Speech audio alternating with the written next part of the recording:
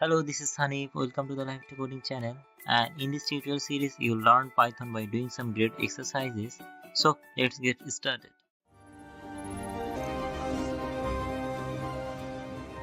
Please do subscribe on my channel and click on the notification icon to get latest video updates. In exercise 9, we need to write a program which takes a positive integer as input for the number of terms for the Fibonacci sequence, then display the Fibonacci sequence in comma separated form.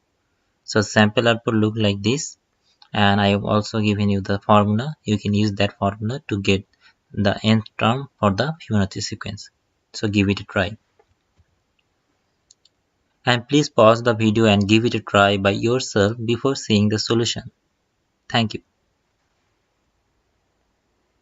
This exercise 9, we need to get an input from the user for the number of terms for the Fibonacci sequence. So define a variable terms, and as it has to be integer, so we need to use the integer thing int, and then input enter number of terms.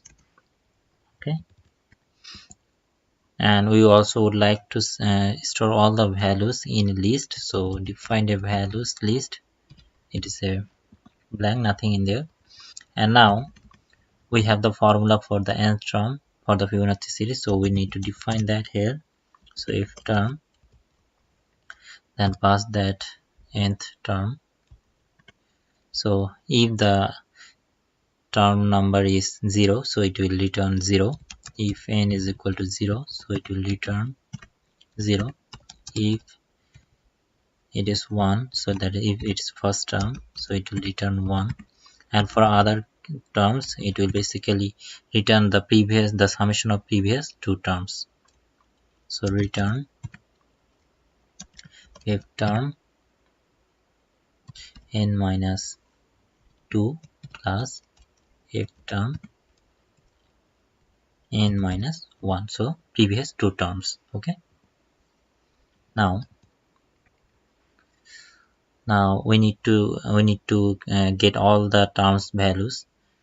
So for this we need to iterate through from 0 to up to that term. So we can do it by using the for loop. So for x in range, because we want to iterate through all the numbers up to that term, so we can start from 0 and then up to that terms. Okay, and now whatever the term value we get, we need to store it in our values list.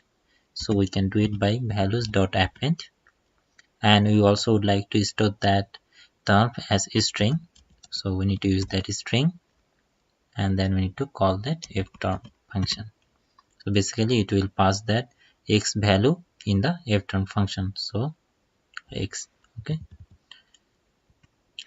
so suppose if it is x is equal to suppose 0, so if x is equal to 0, so it will return 0. So value 0 would be 0.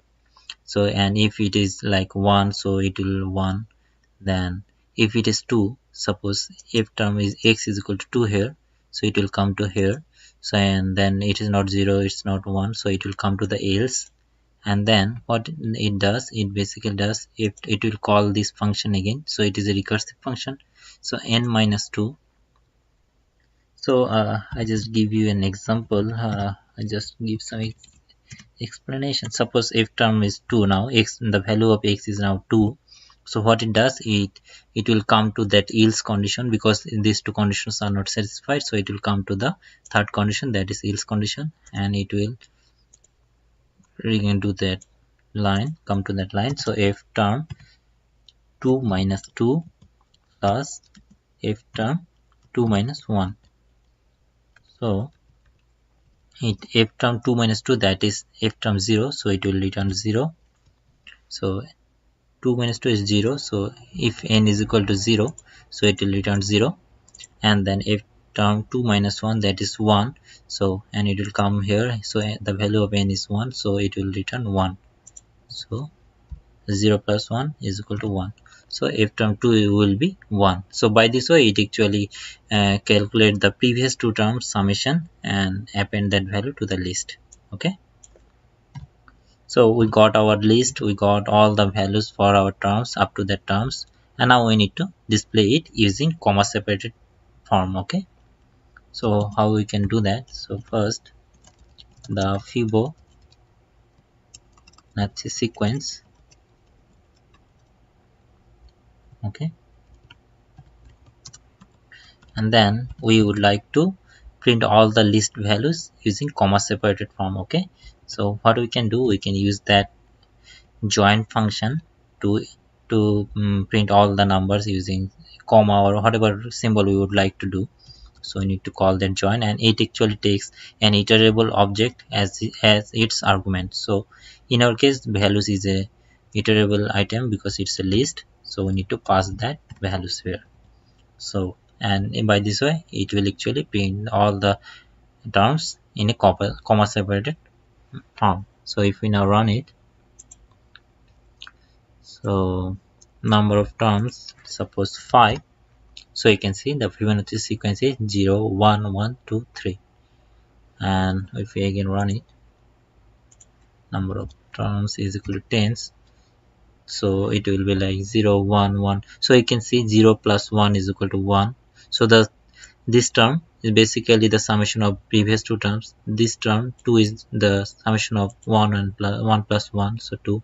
This term is basically the summation of the previous two terms, like this way. This term is basically the summation of the previous two terms. So this is the formula that whatever the term, if it is not 0 and 1, so it will basically return the previous two terms, the summation of the previous two terms as the term value. So that's it. That's how we can calculate or display the Fibonacci series. So hope you liked it video. Thank you. Please don't forget to subscribe our YouTube channel, like our Facebook page, and if you like this video, please give us a thumbs up. Hope this helped. Thank you.